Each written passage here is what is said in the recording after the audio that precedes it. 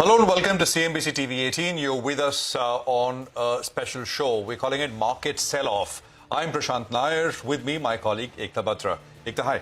Hi, Prashant. Well, yes, definitely a tough start to the week. Let's take you through all of the top stories that we're tracking at this hour, and then let's get in some opinion. Weak global cues fueled by global recession fears ensure Indian stocks widening their negative run rate for the year. Sensex and Nifty lose over 1% each. Mid-cap index falls over 3%. The rupee weakens to an all-time low of 81 rupees and 65 paise to the dollar as fears of a global recession send the dollar surging to multi-year highs against most of its rivals. All eyes will be on RBI's rate decision later this Friday. Dollar strength rattles most major currencies. The British pound slumps to a record low after new UK government announces tax cuts. Currencies across China, Japan, South Korea also weaken against the dollar.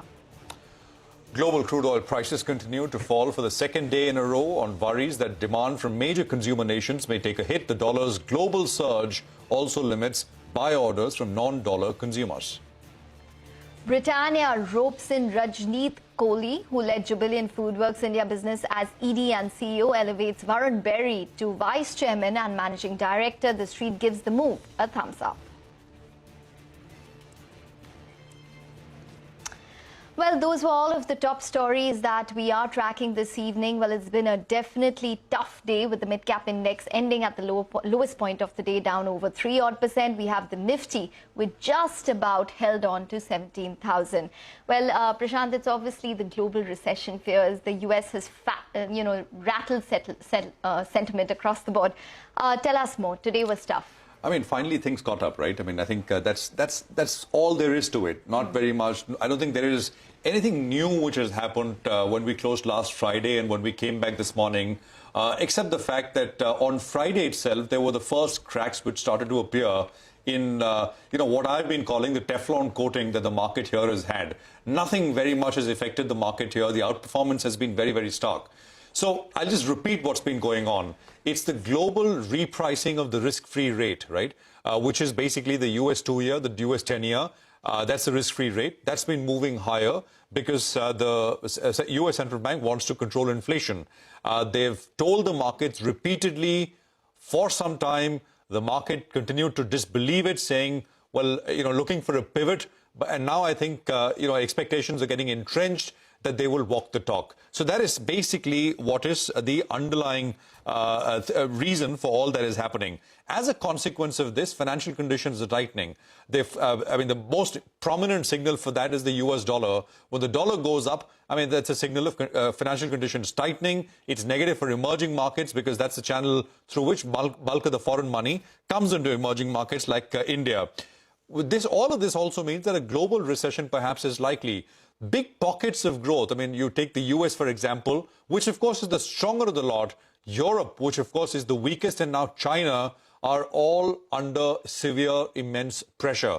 Growth is faltering quite rapidly. We'll come to what's happening in UK, for example, as a case in point, but that's just one of the many examples.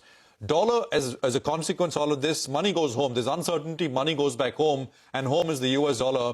The dollar has been rising. What that is doing is it's putting pressure on a whole host of currencies, not just emerging markets, but even developed market currencies, the euro, the pound. But it's not just the dollar rise. Each of these countries, as I just described, or each of these blocks of countries are having their own issues as well. And on top of that, you got the dollar, which is it's like a negative feedback loop, and that is continuing. Here in India, for the last 3 or 4 months, the Reserve Bank of India has doggedly defended the 80 to dollar mark, the USD INR. But that went, once the 80 level got taken out, the understanding, what we understand, etc., and Lata will talk about this in a bit more detail, is that the RBI is standing away. They're no longer kind of selling dollars, supplying dollars to the market. They want the rupee maybe to find, or rather catch up with other currencies and what the dollar wants to do. So not waste good dollars after defending what may not be possible to defend at this point in time. Let it fall a little bit. The RBI, as a result of that, will have to intervene in other fashion, which is basically increasing rates. It may not want to do a 50, but I think market expectations are now quite clear that a 50 basis point rate hike perhaps is coming. That is later this week. Just a quick word on the markets. The Nifty fell, as Ekta also pointed out, by 300 points. That's about 1.75%. Metals, autos, real estate in stock sort of sectors were the worst performers. The IT index was the sole gainer, large block of stocks which actually gained, nothing large, I mean, small green there. And, 1:10 in terms of advances to declines ratio. So for every one advancing stock, there were 10 which were lower. That kind of told you the story. I would say that maybe there is a bit more in terms of catch-up lower, which is pending because the outperformance, the extent of the outperformance on most time frames has been pretty staggering, so as to speak, Ekta. Yes, absolutely, Prashant. And the extent of outperformance, not for the equities or rather resilience, but it's also prevalent in what we've seen in terms of the rupee, in terms of comparative depreciation. But to talk more about this, we have Mihir Vora, Director and Chief Investment Officer at Max Life Insurance, joining on the show this evening. Mihir, hi, welcome to the show. How exactly would you approach this weakness at this point? Good afternoon, Ekta. I think we are just, in a situation where the global headwinds are far stronger than the domestic buoyancy that we are seeing in the economy. So I think what we can do is just wait and watch and, just try to tweak around the portfolios depending on how fast the stock price movements are. But there's not much you can do when there is so much disruption in all asset classes. The bond markets are disrupted, the currency markets are disrupted, the real estate markets, especially in the Anglo-Saxon countries, US, Australia, New Zealand, we are seeing sharp correction in the real estate markets there. So stocks also cannot be unscathed, and there's not much you can do at this point in time except to wait and watch. Will the aggregate market, Mihir, settle a lot lower, you think? I don't know. It depends, because so far we've been very, pleasantly surprised by the amount of money coming in from the domestic institutions, whether it's insurance companies or mutual funds or even the PMS schemes and the AIF schemes. We also have this big chunk of money coming in from the National Pension Scheme system. So there is a lot of domestic liquidity which can buy stocks, but whether that will be overwhelmed by FII selling is something that we need to monitor. Okay. Well, Mihir, one of the big sectors of the day, and we will talk about it more in detail in just a bit, has definitely been IT, which showed some amount of resilience today. But obviously, the likes of Wipro is down over 40% on a year-to-date basis. Do you think that there could be some buying at lower levels which could emerge for IT stocks, and how would you approach them? See, maybe a tactical trade because people are observing the rupee movement against the dollar and trying to, punt around. But I think structurally, the best of what we saw over the last 2 years for IT demand is over. It will not be as strong as we've seen in the last 2 years. And one also must not forget that, yes, while dollar revenues are maybe 60, 70, 75% for a lot of companies, there are pound revenues and there are euro revenues and there are Japanese yen revenues. And all those currencies are getting hit badly against the US dollar. So to that extent, the cross-currency impact is also to be considered. So I would not, just because of the rupee depreciating against the dollar, I would not go and buy IT just on that reason alone.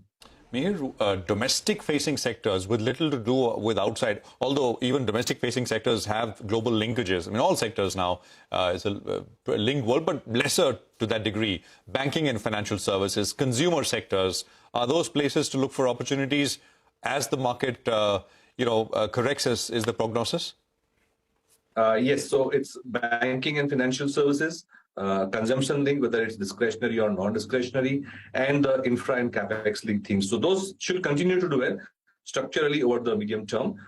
Within the banking and financial services, because we expect liquidity to continue to tighten at least for a while, I would prefer the banks versus the non-banking financial services companies, because you do see there is a tightening of financial conditions. So to that extent, a lot of NBFCs tend to be wholesale borrowers, and wholesale borrowing rates are going to get tighter and tighter. In that situation, the banks with a good CASA franchise, good deposit franchise, can find that the liability part gets repriced slower, and the asset part, which is the lending part, gets repriced higher. So the pricing part actually tends to benefit. So within the banking and financial services space, I would stick to the banks. and not the NBFCs. And even the pro-capital market link segments would probably be something that I would wait before entering. Okay, just talking about this whole domestic demand theme and the fact that we are entering more into a higher interest rate environment, how would you approach the entire auto space? Because M&M, Eicher, Maruti, all of these stocks have given returns on a year-to-date basis, Mihir. But now, do you think that things could get a bit tentative? We've seen that auto demand really is not a function of interest rates. It tends to be a function of how well the urban and rural economy is doing. So to the extent that we have buoyancy in the job markets and rural economy doing well because of the busy season coming up, those are the factors I would kind of look at. Interest rates, I don't think we are that sensitive yet. Okay, we're not that sensitive yet. Any other pockets within domestic consumption where you look for opportunities which you'd want our audiences to pay special attention to? I mean, you get bargains when markets come off, right? Aggregate markets come off, and you don't want too much damage, but that's when you find opportunities as well. So, any particular pockets, Mir? So some of the commodity using FMCG and discretionary segments have suffered in the past few months as commodities have been very tight, especially after the Ukraine crisis happened. We saw food grains prices shoot up. We saw chemicals prices and oil prices shoot up. So the users like FMCG companies which use food, milk, even packaging material is based on oil, etc., and some of the paint companies, etc., which have been users of commodities, they did see some sentiment negative, and they were marked down a bit in the last 6 months. So maybe some of the user segments can come out, and we've also seen that FMCG tends to be a bit of a hiding place in volatile times. So you might see some shift of money as a hedge in these volatile times to FMCG and other discretionary sectors which use commodities in a big way. All right, Mir, quick chat today. Thank you so much for taking other time and being with us here on the program. Always helpful. Thank you. Well, the big story, apart from what's happened to stock market, was the rupee plunging to an all-time low. It's gotten past the 81.5 mark now very, very quickly, as we were discussing earlier. My colleague Latha is here to kind of sort of tie in, because there are so many moving parts to this story, the rupee and the currency story. Latha, over to you. Clearly, the pound going to a fresh 37-year low and those unexpected tax cuts was the fresh negative over the weekend.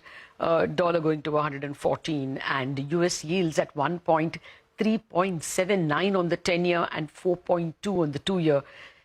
These large global funds, for them, it immediately means taking off money from EM currencies because the risk-free return is coming in at 4.2 in the 2-year. There's no currency risk over there.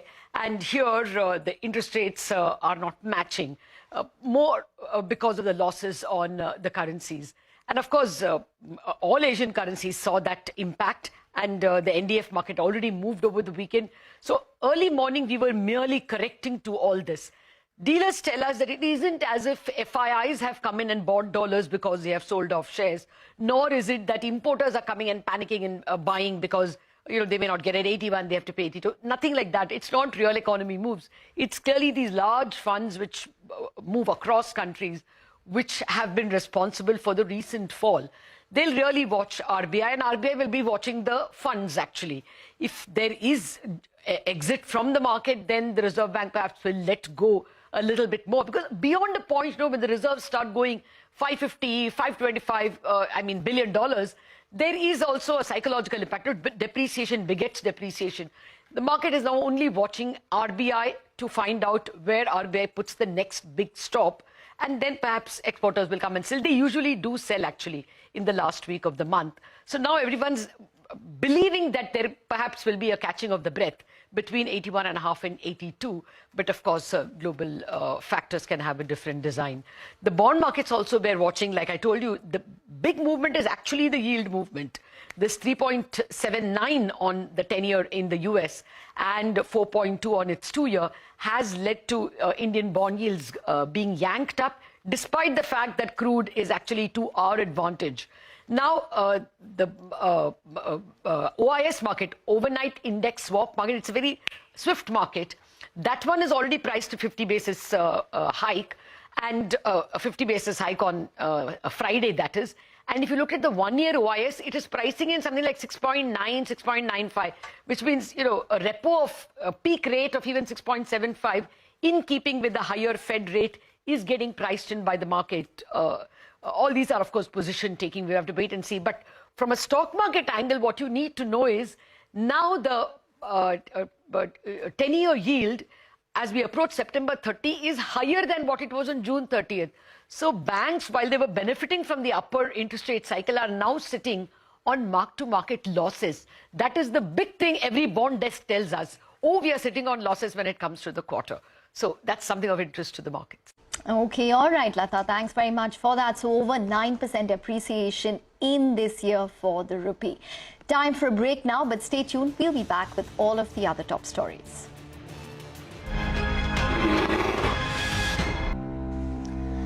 Welcome back. Well, it was a down day for the markets. The markets did end at 2-month lows, tracking the currency fall versus the dollar globally. To discuss the market fundamentals on the show, we have with us Paul Schult, who is the founder and editor, Schult Research.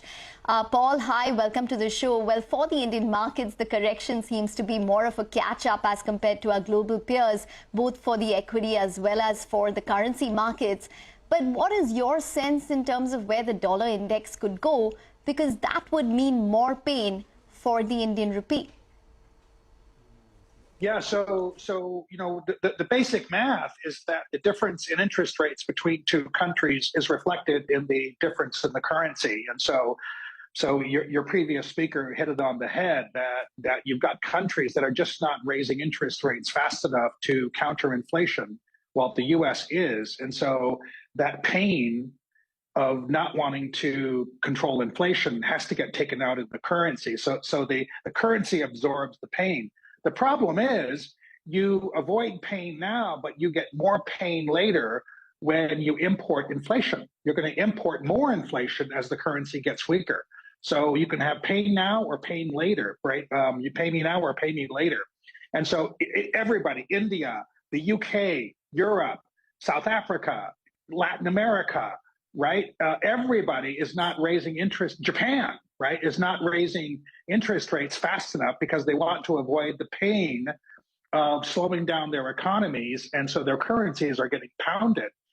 I think also something else is important here that is in the UK, where you're seeing the UK banks are getting killed right now. They're down 5, 6, 7%. This is Liz Truss's first week, really the first day on the job since the Queen's funeral, and it was a total flop. So this is a political question as well, where there's a big crisis of confidence in the new prime minister's plan on her first day in office, and the markets just fall apart. And so there's a political issue going on here as well. There's also the weekend rumor that Xi Jinping had been arrested and detained. And boy, oh boy, a lot of my clients all over the world were freaking out about this rumor that hit on Saturday and continued into last night. It seems to be completely false. But there are political elements here that are causing these moves, as your initial discussion talked about. There's disruption in credit curves, in government bond curves, in equities, in other fixed income, right? It's a cross-asset disruption. Paul, all of this, pain now or pain later.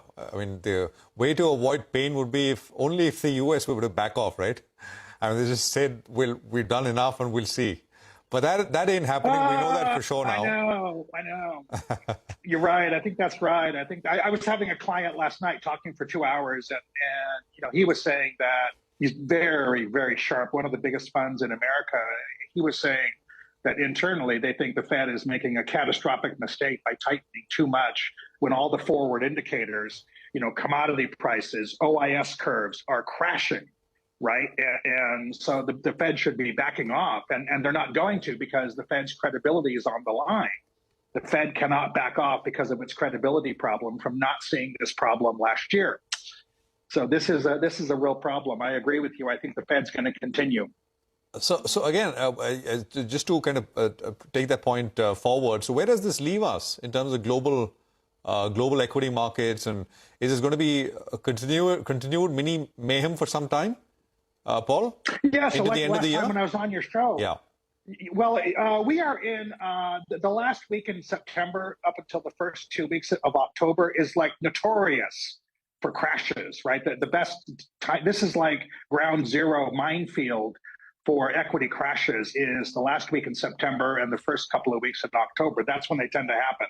So I am not a fan of like bottom fishing right now. I think we have to get past this very treacherous seasonality as we move into, well into the fourth quarter. So, and by the way, I was looking at all of your great little mini charts on subsectors.